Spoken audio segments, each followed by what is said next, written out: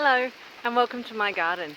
It's International Day of Forests, so let's go for a walk in my own personal regenerating forest and have a bit of a look around.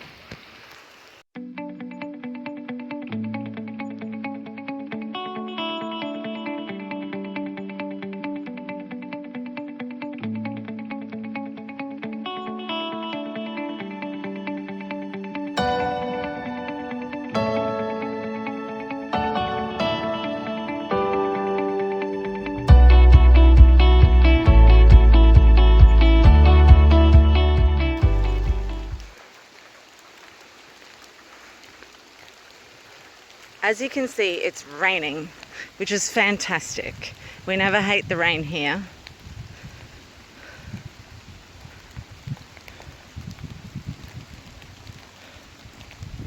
This is our boundary, and as you can see, the dams upstream are overflowing. I really love Robin Wall Kimmerer's quote, "We all live downstream." It's so true. Now this beautiful yellow thing is an invasive weed that I've been trying to get rid of for ages. Obviously I haven't completely succeeded yet, but I'm getting there. Down here we've got some lovely native lobelia which has been popping up everywhere. And this twiner is a scrambling lily which is coming up all through the gully. On the ground here, and in these fabulous twining ropes, you can see the monkey rope vine, which attracts all sorts of pollinators and creates all sorts of habitat.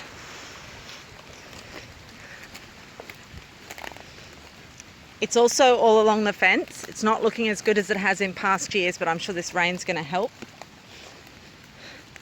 These flowers don't look like much, but they smell amazing.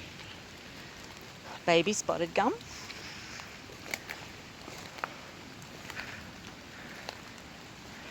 This was all full of lantana when we first moved here, but as you can see, there's not much now. We're still clearing, but we're slowly getting through it. Look, there's some lantana there. So I'll clear that and I'll use the stalks to make reed bee nests. And here is a little spiky bush I've forgotten the name of. Ernheath, because the flowers up there are shaped like urns. Now these might be prickly, but they're also great habitat for small birds. The bigger birds can't get past the spikes. Alright, here we go. And what do we have here? Is this, yep, I can tell by the white on the leaf and the shape of the leaves and the colour of the trunk. This is a baby soap tree. And as we walk down through, you can see we've got a lot of ages in these trees, but no really big old ones in this area. There's some more Ernheath. Lots of Lomandra. We didn't plant any of that. That's all come up on its own. And looks like a duck to go under spider webs. Oh, look at this beautiful gum. And behind it over there, another spotted gum. This is our little seasonal creek that runs into the dam. Look, that looks to me, can I get this camera to focus? Just here, looks to me like a praying mantis nest or one of its relatives. As we go back up through the bush here, there's a wattle and acacia. Down through here, more soap trees. Look at that lichen. How cool is that? And through here.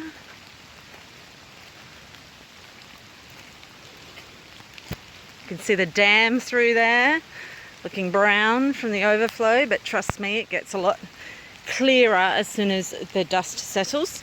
This is an invasive weed. I've cleared an awful lot of this. This is asparagus fern. And more acacias. And some kind of bloodwood. We're so lucky to have so many of these established trees, and we get the wildlife as a result. This is a hairy bush pea, Poultonea villosa. Look at that lovely lichen. Isn't it gorgeous? There's the dam. This beautiful, beautiful spotted gum that hosts so many different birds. They come and they sit and they look over the whole valley. I think it's so tall. Some kind of eucalypt. Oh, a perishing soap tree. That's okay, it's all about habitat, and perishing supplies habitat as well. Here is, now I love these trees, and I know that some people are worried about them because of native bees, the impact the resin has, but this is a kadagi, and just look at that luscious green. They're just gorgeous. And they have this beautiful red growth. When they grow new growth, it looks like red flowers from a distance. It's so bright red. Here's another Poultonea. This one's not flowering. There's one on the dam wall that is. And as we come through, and you can see the dam is seriously overflowing. We've just had a lot of rain, which means the frogs and the toads will be out tonight. Let me see if I can get around this little bit. Whoop! Oh, clogged full of water. Bleh. Okay, there's lots of that grass there is Dianella, which comes out with beautiful blue berries when they're in season. And look at these trees, these grass trees. We are so lucky to have grass trees. Come through here. And you can see we're really getting some great vegetation here for little native birds. Lots of spiky things. This is Prickly Divisia. Extremely spiky, but great habitat for those tiny little birds that get chased by the bigger birds. We come down here, back down towards the dam overflow.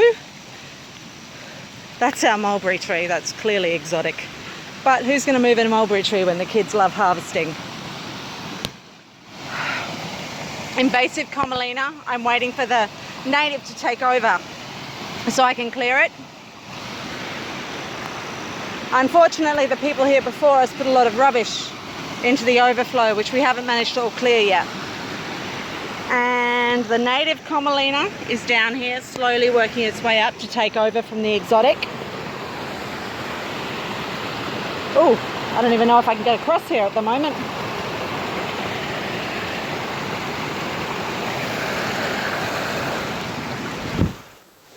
Did it?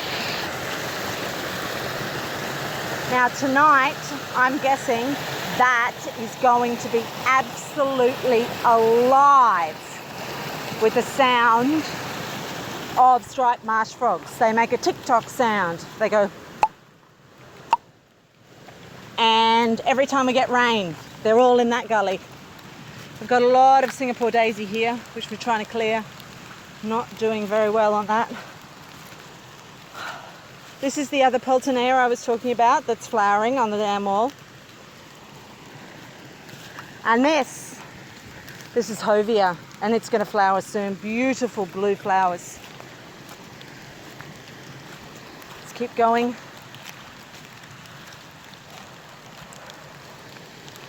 Now look at this. How lucky am I to live somewhere with these amazing grass trees.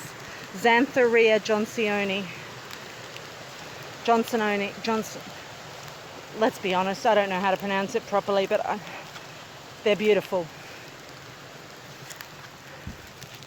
And as we come through into the area which is thick with casuarina, I love Ala Casuarina and Casuarina in the rain because, well look, flowering lavender. Because their needles capture the raindrops, and if you get them at the right time of day, it looks like fairy lights.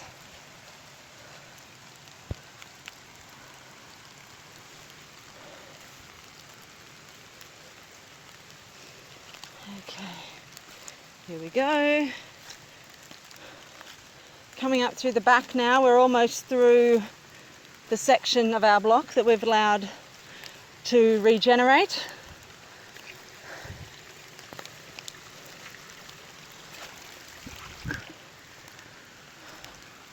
Coming up near the road, and here you can see there's lots more of those hairy bush peas, but there is also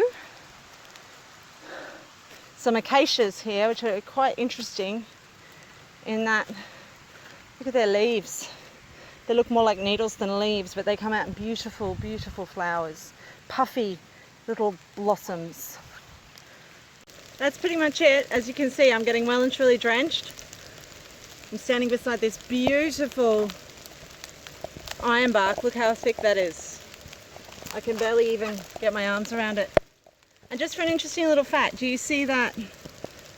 Those sudsy things going down the bark? That's because a lot of Australian natives produce saponids, they're called saponids, in their leaves to repel pests. And when they get lots of rain, those saponids lather up and come down the trunks. Thanks for watching. Leave me a comment if there's something else you'd like me to blog or vlog about. See you next time.